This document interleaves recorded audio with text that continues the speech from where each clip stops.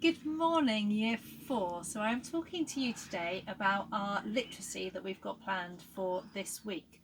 And it's all about creating tension and suspense. So on our class page, I have put a PowerPoint that I would like you to kind of work through first of all.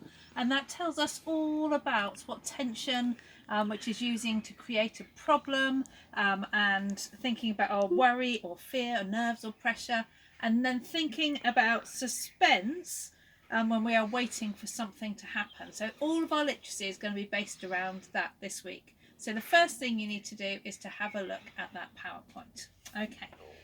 The second thing I want you to do is to think about this book, this sub-book that we're going to be looking at this week. It's called Survivors, and it is real stories from around the world of people who have been on amazing adventures and things that probably have not gone according to plan. So, I'm going to read you a bit of it first of all.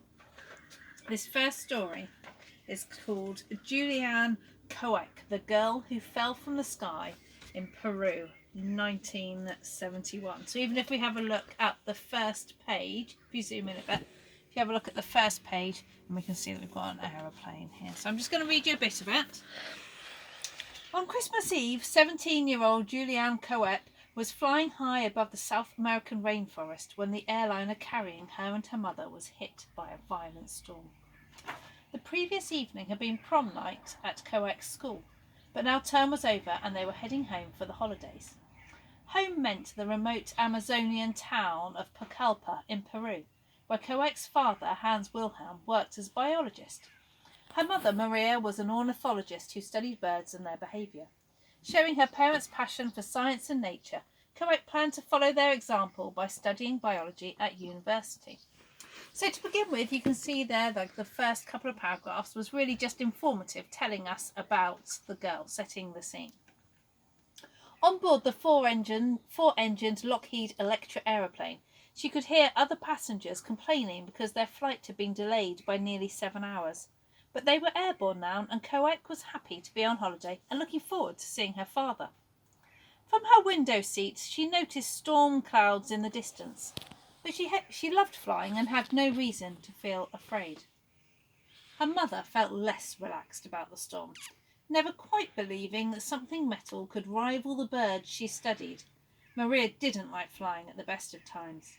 Now she began to feel anxious as the Electra dipped suddenly and entered a massive rain-dark cloud. Before long, the plane was being buffeted about by the air currents, and after a few minutes, even Coex began to feel that something wasn't quite right.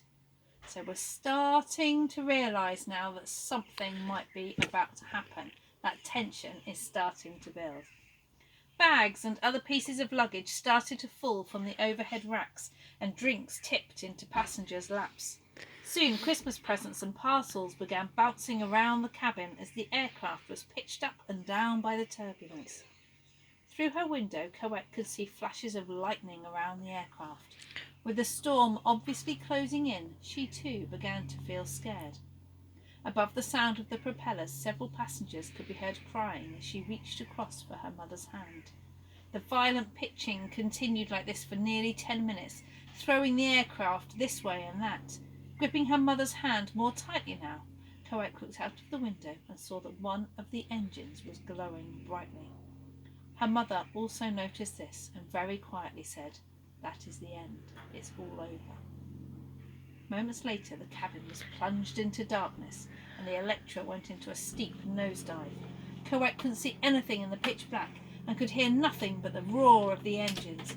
Then, just as suddenly, everything went silent. With a shock, the teenager realised she was somehow outside the aeroplane, still strapped in her seat but tumbling over and over and over, with nothing around her but the rush of cold air. She was plummeting down towards the jungle. Coming out of the clouds, she momentarily glimpsed the tops of the trees spinning up to meet her like a patch of giant broccoli. It was petrifying, but she must have passed out immediately, because the next thing she remembered was waking up the following morning. It was Christmas Day. She was still strapped into her seat, but it was now wedged firmly into the ground. leave that there. So on that page that I have just read you, I've got this on our class page, so we've got this same page here. I would like you to read through it, and I would like you to underline any words that you don't know. Use the dictionary to help you. And then after looking at your PowerPoint, I want you to have a read through that last page that I've read and look at where the building of suspense and tension comes into it, okay? And how you felt when you were reading the section. So that is all there for you. I can tell you that she did survive.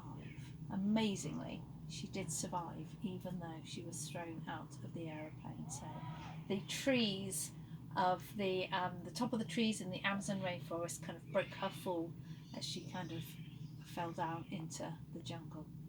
Okay, so that's the first section that I want you to have a go at. Come back, I'm going to do another one in a couple of minutes and explain what I would like you to do next. Okay, I'll see you soon. Bye.